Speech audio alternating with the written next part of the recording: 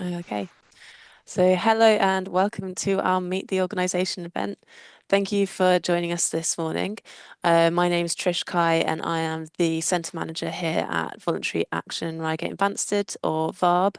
And with me is Lisa Faishka, who is the Chief Officer at VARB. And today we're joined by Liz Grace, who is the Partnerships and Mentor Recruitment Manager in Surrey at MCR Pathways. Liz is going to tell us a bit more about MCR Pathways and what to expect from volunteering as a mentor in local schools. So on to you, Liz. Brilliant. Good morning, everybody. And I've now there we go, there's the slide. Brilliant. Right. Okay, good morning, everybody. Lovely to see you all. My name's Liz and I'm the Surrey Mentor Recruitment Manager, as was said, for the award-winning school-based mentoring charity called MCR Pathways. So it's really lovely to be here this morning. A huge thank you to Voluntary Action Reigate and Banstead for having me along to this event and for hosting the event.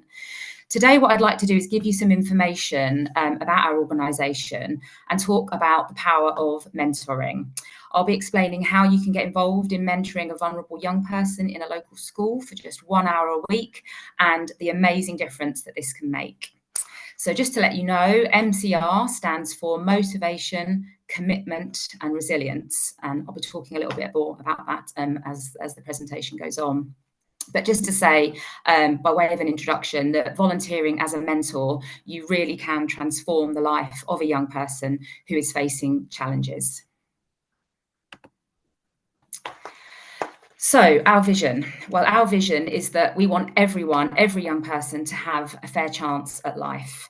Through no fault of their own, young people who are care experienced or facing challenges experience a significant gap in outcomes compared to their peers.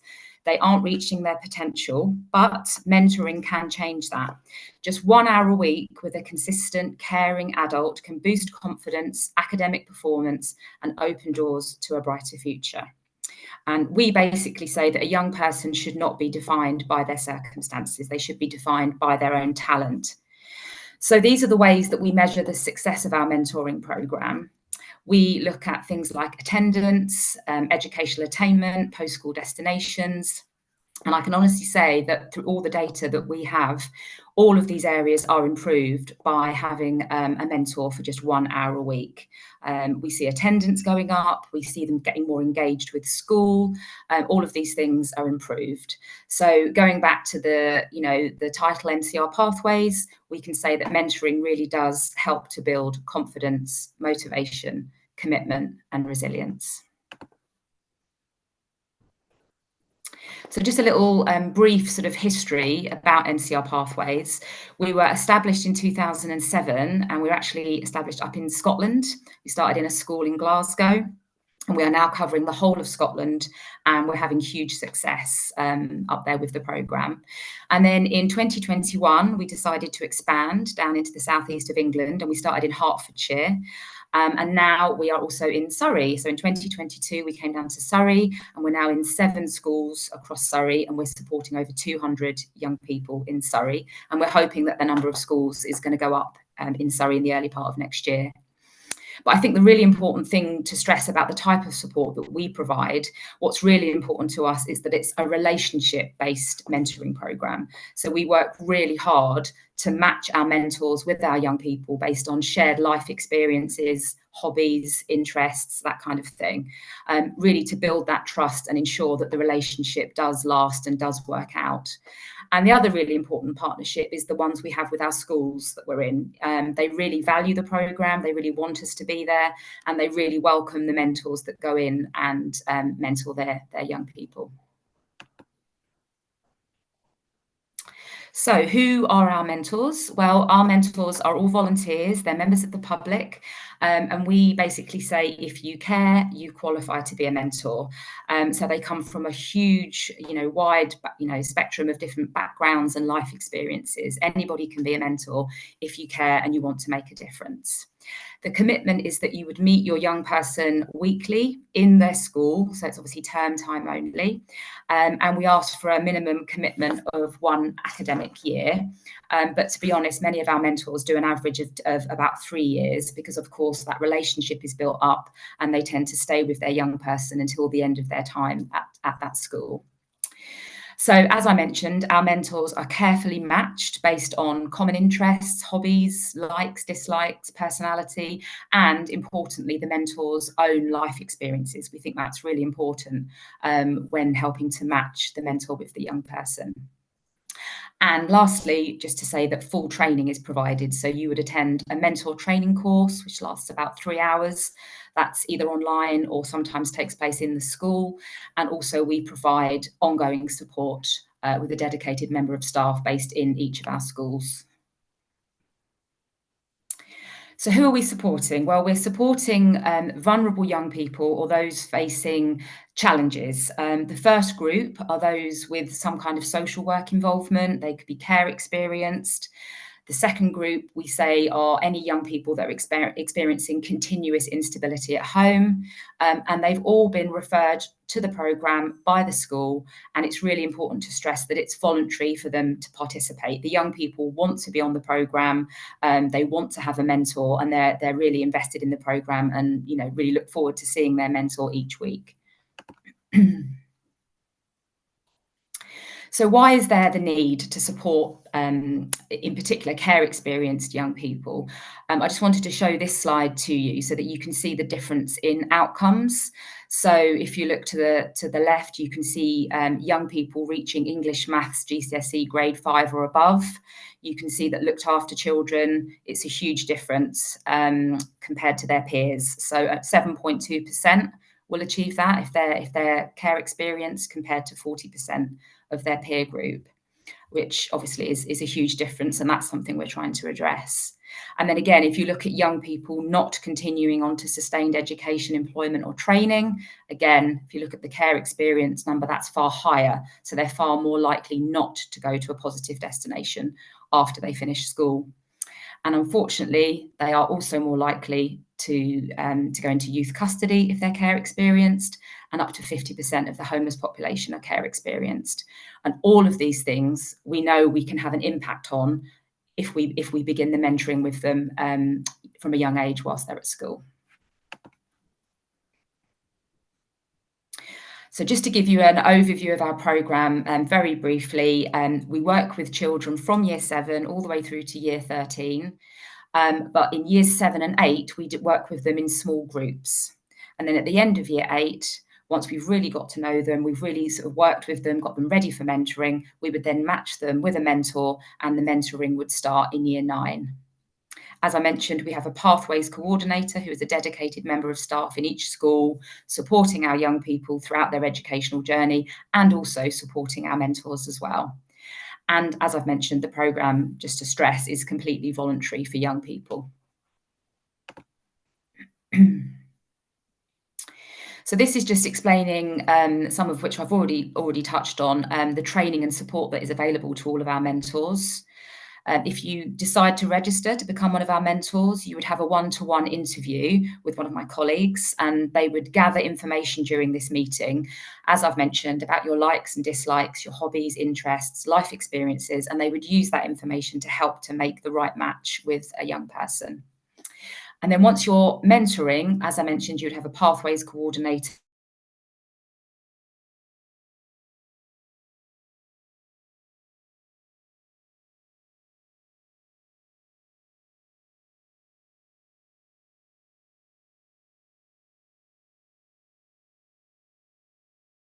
mentor hub that you can access at any time.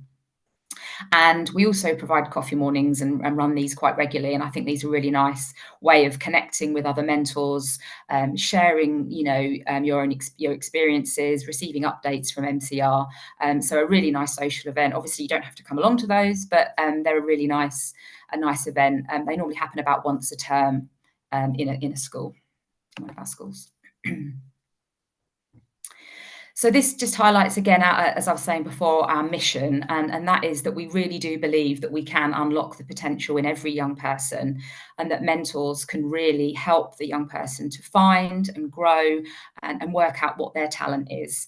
And ultimately, we're trying to help them to get to a positive destination when they leave school, whether that's further education, whether that's employment, whether that's going on to university. And this just really highlights, following on from that, the difference that you can make. So if you look at the, these are figures of care experienced young people, those that have had a mentor compared to those that haven't. So if you look at the attainment rates of achieving one or more GCSE or equivalent, you can see that the jump is from 58% to almost 88% for those that actually have a mentor. Again, going on to a positive destination after school is a significant increase if the young person who's care experienced has a mentor, going up to almost 82%, which is, you know, a fantastic outcome. So just some lovely pictures of some of our mentors and mentees in Surrey. I think just wanted to really highlight here that how much the mentors get from their volunteering. You know, we get all the feedback from them saying just how rewarding it is, how much they gain from it, how much they learn, how many new skills they develop themselves. So I think it's also really worth pointing out that it's hugely rewarding for, you know, our mentors as well as the young people. So I just wanted to move on and very briefly talk about a case study. A young person, Jasmine, was referred to the programme because of her attendance and behaviour was slight causes of concern. And she was matched with a mentor called Debbie. And this is just a little bit about their story.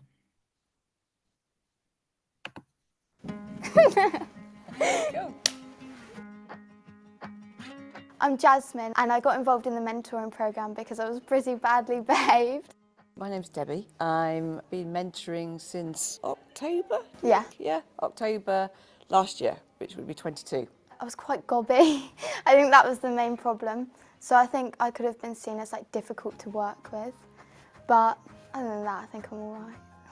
You're lovely. I think I still would have been like the bad way I was if I didn't have a mentor.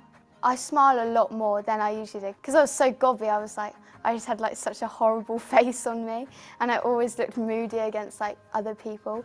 But now I've just learnt like to be more smiley and like kinder like other people. You're very open, and I've learnt so much about your generation and words that I never knew about. And it's lovely. It's really refreshing. That's what I find really refreshing. I go home refreshed. I just thought it was going to be like someone you just speak to about like work and stuff. So I was like, oh, if it's like about work, I'm not really going to be too fussed if I don't go. Yeah. But then I realised that I could speak to you more about like my problems and stuff. You're quite a good listener, which is like the main thing I wanted, because not to be a bit selfish, but I just love to vent. So it like makes things easier. I think we get along really well because we're both quite chatty. So like our conversations bounce against like one another. Yeah. You're probably the best pick I could have had, to be honest. We built trust with each other. You knew I wasn't going to talk to anybody else, perhaps. Yeah. Yeah. So that's good. And therefore it became more of a safe space, so that over time you don't get safe space immediately. It kind of increased. No, yeah. And so it felt you were able to open up more. Yeah. Yeah. I agree. Nice. That's good. It's almost like a blanket, because even though you have so many problems, like, they can't really tell anyone. Like, even if it's like a safeguarding issue, that's different. But like, yeah, it's just like a warm, like safe space. The fact that you might be attending school now on a regular basis is just brilliant. And if that's partly a result of this, then that's fantastic. I've seen how much it's changed me, like my personality-wise, and it's really improved. And I know like with my friends, it's improved them as well. So it's like, if it's improving multiple people, it's clearly like working. I think if you can help a young person just a little bit, then you're doing something massive.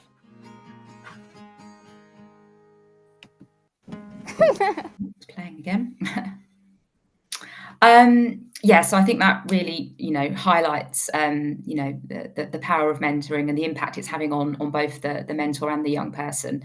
And then just finally, to finish off today, I just wanted to share with you some of the, the feedback we've had from some of our young people through a survey that we did. And I think this just really demonstrates just how much they're getting from their mentoring sessions. So yeah, lots of different feedback. I won't read through them all. You can see them there. But yeah, being understood, making a connection.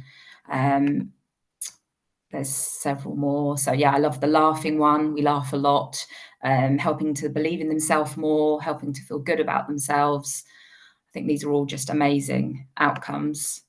We can talk about anything, identifying goals. So yeah, some really positive outcomes. So that's the end of the presentation. That's all about mentoring and just how powerful it is. We'd love to have you on board. There's lots more information and more videos, testimonials, etc. on our website. The website is also where you would go to register to become a mentor, or I'm always available for a chat. So please do email me or give me a call if you'd like any more information about mentoring with us in a school in Surrey. And that's the end. So thank you very much for your listening. Brilliant. Thanks, Liz. That was great presentation. Really interesting. I love the video. It really shows like the personalities. It really does. I think you can see why they've been matched as well. I thought that really, they were really well suited, weren't they?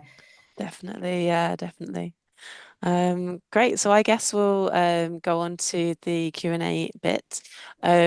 And I don't know if you have any questions, Beth, for Liz as a starting point. I don't really have any huge questions. The whole issue of safeguarding was going through my head, and then of course Jasmine mentioned unless it's a safeguarding issue. So presumably, if you do sign up, you know exactly who to go to, who to report to if there is a safeguarding issue. Absolutely, yeah, 100%, Beth. So yeah, so as part of your mentor training course, safeguarding is covered in that. And then in addition to that, you would have a 30-minute safeguarding training course online module to complete. And then in addition to that, it's important to stress that every school has their own procedures and policies. So once you are matched with a young person, your Pathways coordinator would talk you through the safeguarding procedures and who you go to and who you talk to. So absolutely, safeguarding is a number one priority for us. And all the young people know that what they talk to you about during their sessions is a safe space, like Jasmine was saying. It is confidential to a point. But obviously, if there's a safeguarding issue, they know, as Jasmine did, that you would go and report it to the appropriate person and pass that information on. Absolutely, yeah. No, that's great. And I think my only other thing really, and I was completely reassured from the beginning, is just I'm in my late 50s, and I was actually a teacher for 32 years in secondary schools, and I was a bit worried when I signed up that I might be a bit too old, and that you were looking for younger people to mentor. No, so that's but that's absolutely really we say that anybody can mentor. The only stipulation is they have to be over 21. Right. So our mentors range from early 20s to 80s. It's and everyone in between. Absolutely, yeah. And we need that broad spectrum of mentors. Every mentor brings something different. Everyone has a different story, a different life experience, as I was saying, hobbies, interests, etc. So we need that variety in order to match with the young people. Yeah, brilliant. That's great. No, I think that's it at the moment. Yeah. I don't think I said in the presentation as well, the two schools that we're in the Reigate and Banstead area specifically are the Beacon and Carrington. Just to sort of explain that, as this is specifically for Reigate and Banstead. Brilliant. Excellent. Thank you. Great. Any other questions from Trish or Lisa? Lisa, do you have any questions? I do, yes.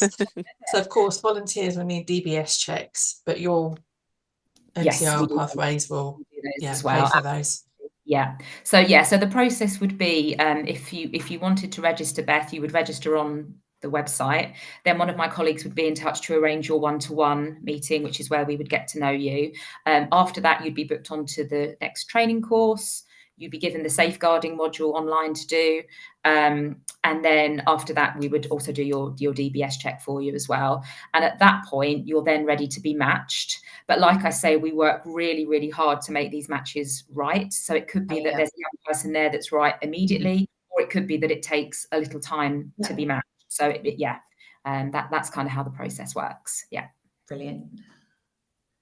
One more, because I'm old school. What's Yeah, the no, go what's for the it. ages? What's the ages? Year 7 to year 13. Sorry. Yes, no problem. So year 7 is the first year of high school, so they're 11, Okay. and then year 13 is as end of A levels. So years 7 to 8 that's when we do the group work with them, and then when they start the beginning of year 9, that's when they would start their mentoring. So they'd be 14. So yeah. Well, did you say you were a high school teacher? Yeah, secondary school teacher. Yeah. Yeah. Okay. So lots of experience with this age group. Yeah. No, I can completely understand why you started at year 9 as well. Yes. Yeah. Exactly. I've got another quick question. So if someone mentors, does some volunteering, mentors a young person goes off, goes out of the program, are they able to immediately go on to another mentor, or is it like an ongoing thing, or is it sort of do they have a break, or is there more training? Wasn't sure. Training for the the volunteer. So if they wanted to continue mentoring after their mentee has sort of or left the moved program, on, yeah, absolutely matched with another young person. Yeah, but again, it would depend on the matching process.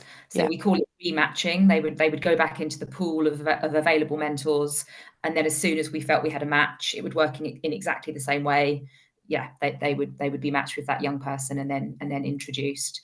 A couple of other things just to mention on that as well is that we don't tell the mentors why the young people have been referred onto the yeah, program, because we think it's important that the young person has the chance to share their story. It's their story to tell if they want to, and some of them do, and some of them choose not to, and that's absolutely fine. And also important to say that the thing we do share is why you've been matched, which I think is a lovely thing. So my colleague who does the matching will read out the reasons, so that first initial meeting you've got, oh, we both like horse riding, or we both like chess, or whatever it might be, and you've got some common ground to build on. And I think that's really nice. So yeah. brilliant. Yeah. It sounds lovely. It sounds like a really, really nice volunteering thing to do, make a big difference to the person's life. Absolutely. Yeah. It's not an exaggeration to say that it is transformational. As I say, it's only an hour a week, but the young people really look forward to that hour, to that having that trusted adult who's there to sit and listen to them and encourage them and support them, because they don't have that, in the rest of their life. So it's that 1 hour that's about them, and it's their chance to talk and speak about things. And it's just being heard, just being listened to is so invaluable, isn't it? It can make such a difference to somebody. So Definitely. yeah. I've just got one more question. Do you pay volunteer expenses? We don't, unfortunately. No, we don't cover expenses. And so we do, that's why we do advise that we'd ideally like the mentors to live obviously as close to the school as possible. We say a maximum ideally of maybe 20-minute drive or something, but obviously the closer you are, the easier it is. Yeah. Brilliant. Well, if that is all everyone's questions, I will wrap up the meeting. So thank you, Liz, for telling us more about MCR Pathways and the volunteer mentor roles. Thank you. Yeah. And thank you, Beth, for joining us, and for everyone watching for joining us. And yeah, if anyone else would like to find out more or would like to get involved, then you can get in touch with us at VARB on the website, or give us a call, and we can help you get started and link you up with the local schools and through MCR Pathways. So thank you everyone for joining us today. Thank you. Thank you.